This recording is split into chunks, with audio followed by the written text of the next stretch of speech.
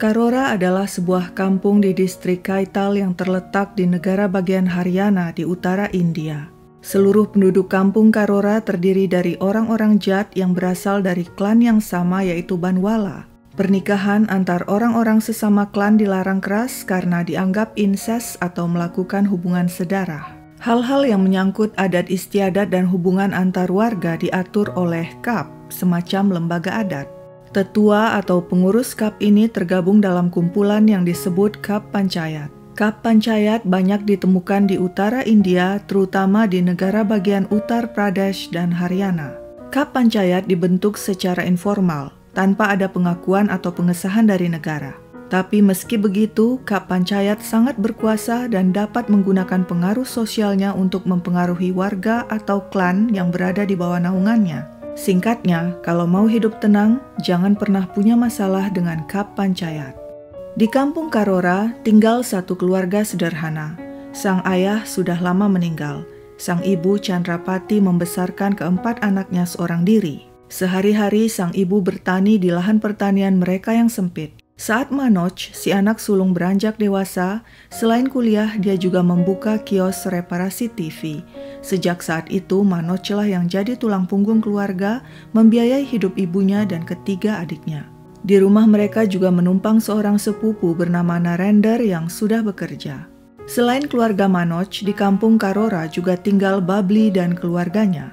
Babli seorang gadis cantik yang memiliki 3 saudara kandung. Babli masih duduk di bangku SMA, tapi setelah lulus, dia dilarang keras melanjutkan pendidikan oleh keluarganya. Saat Manoj berusia 21 tahun dan Babli 17 tahun, mereka mulai tertarik satu sama lain.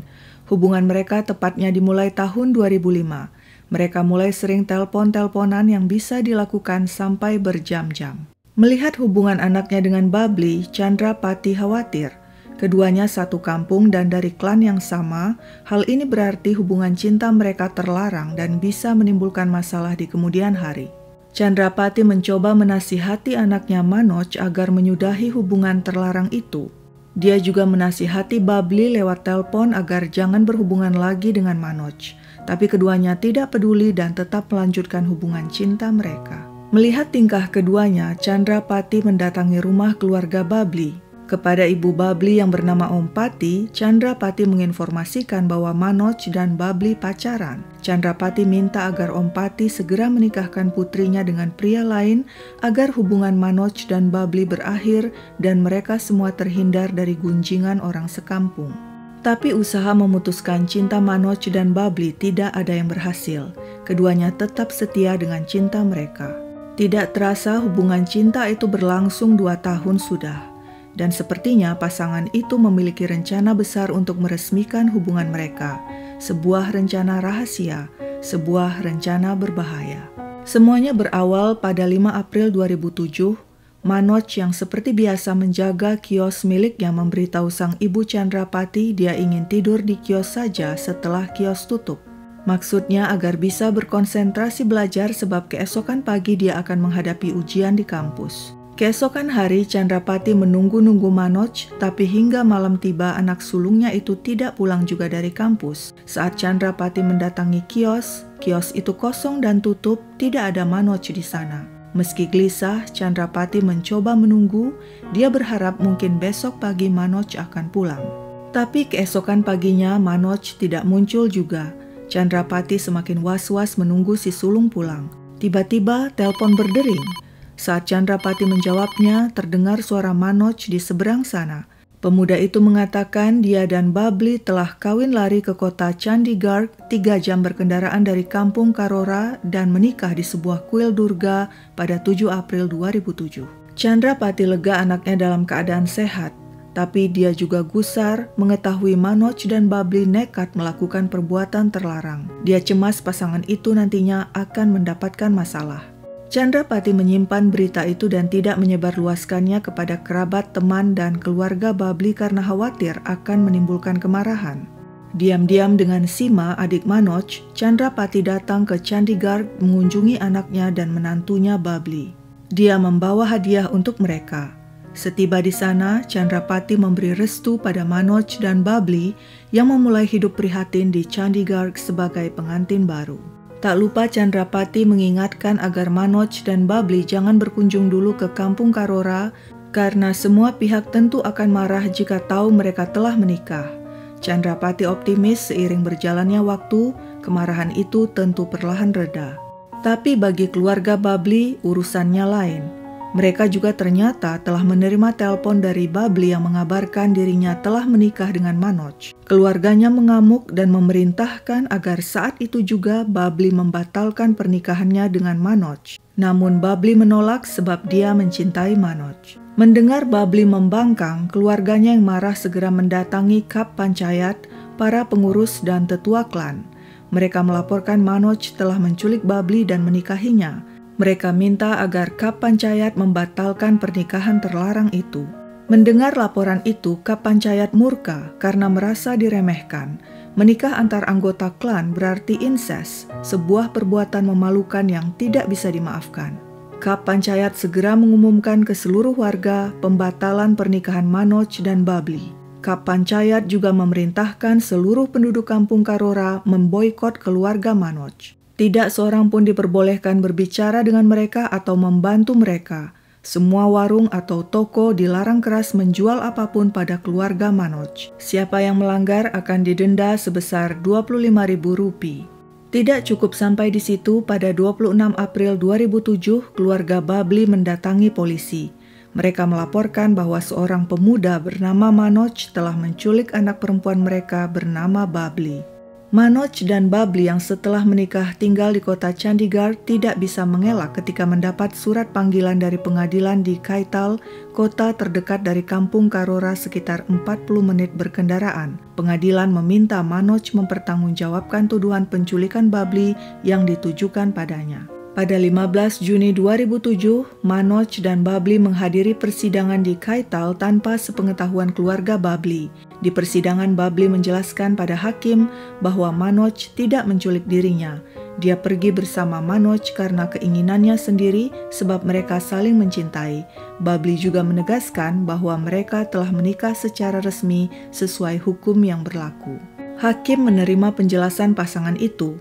Hakim juga mengerti bahwa hidup pasangan yang berasal dari kampung Karora itu terancam. Sudah menjadi pengetahuan umum, hidup orang-orang yang melanggar aturan Kap Panchayat seperti Manoj dan Babli bisa berakhir tragis. Sebab itu, hakim memerintahkan 5 petugas polisi untuk mengawal dan memberi perlindungan pada pasangan Manoj dan Babli saat pulang naik bus ke kota Chandigarh. Dan kemudian berangkatlah Manoj dan Babli beserta 5 polisi ke Chandigarh dengan bus umum. Tapi di tengah perjalanan, kelima polisi mendadak turun di kota Pipli, meninggalkan begitu saja pasangan Manoj dan Babli tanpa pamit. Manoj dan Babli cemas. Insting mereka mengatakan ada sesuatu yang tidak beres. Mereka segera mengambil keputusan untuk tidak meneruskan perjalanan ke Chandigarh dan buru-buru berganti bus yang menuju ke kota lain yaitu kota Karnal. Manoj yang khawatir sempat menelpon ibunya Chandrapati pukul 3.40 sore. Dia mengatakan kelima polisi yang ditugaskan mengawal dirinya dan Babli telah meninggalkan mereka begitu saja.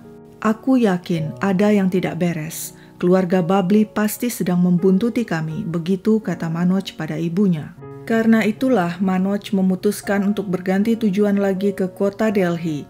Kepada ibunya, Manoj berjanji akan menelpon sesampai di Delhi. Meski tahu tindakan Manoj dan Babli salah, Chandrapati tetap memberi dukungan. Dia tahu tidak seorang pun bisa menghalangi cinta sejati Manoj dan Babli, dan sebagai seorang ibu yang sabar dan penuh kasih, dia mengerti perasaan pasangan itu. Chandrapati tidak tahu, itulah terakhir kalinya dia berbicara pada anak dan menantunya. Sementara itu, Manoj dan Babli sudah berada di dalam bus yang melaju menuju Delhi. Semuanya berlangsung tenang hingga tiba-tiba sekitar pukul 4.30 sore, sebuah mobil Mahindra Scorpio SUV buatan India tiba-tiba menyalip dan menghentikan bus. Segerombolan pria turun dari mobil itu dan menggedor pintu bus. Saat supir membuka pintu, mereka menerobos masuk dan segera menyeret Manoj dan Babli keluar dari bus. Keduanya menjerit dan meronta-ronta, tapi sia-sia. Mereka dipaksa masuk ke mobil SUV yang segera melaju. Pada saat yang sama, Kuldip Tekedar, seorang kontraktor jalan raya yang saat itu sedang mengawasi perbaikan jalan, tercengang melihat aksi penculikan terang-terangan itu. Dia segera menghubungi polisi dan memberikan plat nomor mobil SUV. Sementara itu di kampung Karora, Chandrapati menunggu-nunggu telepon Manoj. Mengapa anak sulungnya itu tidak menelpon juga padahal dia janji akan menelpon sesampai di Delhi? Chandrapati khawatir ada hal buruk menimpa anak dan menantunya. Wanita itu tidak tahu bahwa Manoj dan Babli telah diculik dan dibawa kembali ke kampung Karora. Kap Panchayat segera mengadakan pertemuan untuk memutuskan nasib Manoj dan Babli. Keputusannya adalah keduanya harus dibunuh demi membela kehormatan adat dan tradisi. Selanjutnya gerombolan penculik membawa Manoj dan Babli ke suatu tempat. Gerombolan itu terdiri dari 5 orang keluarga Babli, yaitu Suresh, abang kandung Babli, Gurdev dan Satish, sepupu Babli, serta Rajinder dan Baru Ram, paman Babli. Awalnya mereka memukuli Manoj dan Babli. Setelah itu Suresh, abang Babli, memaksa adiknya menelan pestisida, sedangkan Rajinder, paman Babli, mengikatkan seutas tali di leher Manoj dan menggantung pria itu di hadapan Babli yang sekarat akibat menelan pestisida. Setelah keduanya tewas, para pelaku membungkus jasad Manoj dan Babli dengan goni dan membuangnya di Barwala Link Canal di distrik Hisar. Sementara itu Chandrapati yang tidak tahu anak dan menantunya sudah dibunuh, masih berharap Manoj akan menelponnya dari Delhi. Tapi saat Chandrapati menerima informasi sebuah bus menuju Delhi dihentikan segerombolan orang yang kemudian menculik 2 penumpang, pikiran buruk melintas di benaknya. Bersama anggota keluarga lainnya, wanita itu ke kantor polisi. Dia mendapatkan informasi penculikan itu memang terjadi dan dilaporkan seorang kontraktor jalan raya bernama Kuldip Tekedar. Tapi siapa pria dan wanita yang diculik itu polisi tidak tahu. Chandrapati geram. Instingnya mengatakan ini adalah perbuatan keluarga Babli. Dia yakin kelima polisi meninggalkan Manoj dan Babli begitu saja di tengah jalan karena telah disogok keluarga Babli agar mereka bisa menculik pasangan itu dan memberi keduanya pelajaran. Sekarang yang harus dilakukan adalah memastikan identitas pria dan wanita yang diculik. Sebab itu Narendra, sepupu Manoj, memutuskan turun tangan dan melacak keberadaan Kuldip Tekedar, si saksi mata. Saat bertemu, Narendra menunjukkan foto Manoj dan Babli kepada Kuldip. "Apakah mereka ini korban penculikan yang kau lihat?" tanyanya pada Kuldip. Kuldip membenarkan. Sekarang terbukti sudah, korban penculikan adalah Manoj dan Babli. 9 hari kemudian pada 23 Juni 2007 ditemukan jasad pria dan wanita di Barwala Link Canal. Polisi yang entah mengapa merasa tidak perlu menginvestigasi penemuan itu lebih lanjut menyimpan kemeja jasad pria dan kalung kaki jasad wanita dan keesokan harinya langsung mengkremasi kedua jasad itu. Kabar penemuan 2 mayat di Barwala Link Canal sampai juga kepada keluarga Manoj. Mereka bergegas mendatangi polisi, ingin melihat apakah jasad itu adalah Manoj dan Babli. Tapi terlambat, kedua jasad sudah dikremasi. Polisi menunjukkan kemeja dan kalung kaki milik kedua jasad. "Kalian mengenali ini?" tanya polisi kepada keluarga Manoj. Langsung saja Chandrapati dan keluarga yang lain meraung histeris. Kemeja itu adalah milik Manoj dan kalung kaki itu milik Babli. Kini jelas sudah, kedua jasad yang telah dikremasi itu adalah Manoj dan Babli. Kepada polisi, keluarga Manoj membeberkan semua kecurigaan mereka bahwa keluarga Babli lah otak di balik pembunuhan itu. Polisi segera melakukan investigasi. Akhirnya pada 1 Juli 2007, 5 pelaku berhasil ditangkap yang kesemuanya adalah keluarga Babli, yaitu Suresh, abang kandung Babli, Gurdev dan Satish, sepupu Babli, serta Rajinder dan Baru Ram, paman Babli. Saat memeriksa mobil Scorpio SUV, polisi menemukan beberapa benda yang dipakai untuk menculik Manoj dan Babli, sebelah kalung kaki Babli, 2 kancing kemeja Manoj dan sobekan foto pasangan itu. Dompet Manoj juga ditemukan pada seorang pelaku. Keluarga Manoj menolak pasrah. Pelaku pembunuhan harus diberi hukuman seberat mungkin, karena itu mereka berniat menyewa pengacara. Tapi malang bagi keluarga Manoj, saat mereka ingin mencari pengacara di kota dekat kampung Karora, tidak satu pun mau menerima kasus mereka. Semua pengacara tahu Kap Panchayat terlibat dalam kasus itu dan mereka tidak ingin cari masalah dengan Kap Panchayat. Terpaksa keluarga Manoj mencari pengacara dari kota Hisar yang berjarak beberapa jam dari kampung mereka. Dalam persidangan, pengacara keluarga Manoj mengajukan bukti-bukti pembunuhan Manoj dan Babli memang terjadi.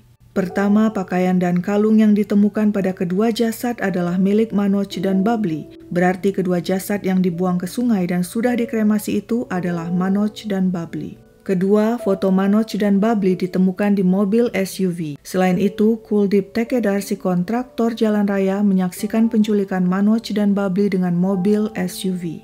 Ketiga, Manoj sempat menelpon ibunya dan menyampaikan kecurigaannya keluarga Babli membuntuti mereka. Tapi mendadak Kuldip Tekedar, si kontraktor jalan raya, menarik kesaksiannya. Ada yang mengatakan Kuldip melakukan hal itu karena menerima ancaman dan teror dari orang-orang tertentu. Sementara itu, pengacara terdakwa menegaskan tidak ada bukti kelima terdakwa adalah pelaku pembunuhan Manoj dan Babli. Si pengacara juga menegaskan tidak ada bukti keterlibatan Kap Panchayat terlibat dalam pembunuhan Manoj dan Babli. Juga tidak ada bukti Manoj dan Babli benar-benar meninggal karena berdasarkan hasil forensik, tidak bisa dikonfirmasi kedua jasad yang sudah dikremasi adalah Manoj dan Babli. Akhirnya pada 29 Maret 2010 pengadilan memutuskan kelima terdakwa terbukti bersalah telah membunuh dan menculik Manoj dan Babli serta berkonspirasi menghancurkan barang bukti. Untuk pertama kalinya dalam sejarah negara bagian Haryana, di mana Kap Panchayat memiliki posisi yang kuat di tengah masyarakat, pengadilan berani mengambil keputusan menjatuhi hukuman mati bagi 5 pelaku yang seluruhnya merupakan keluarga Babli, yaitu Suresh, Gurdev dan Satish, serta Rajinder dan Baru Ram. Selain itu, pengadilan menjatuhkan hukuman penjara seumur hidup dan denda Rp16.000 kepada Ganga Raj, pemimpin Kap Panchayat, karena telah melakukan konspirasi membunuh Manoj dan Babli.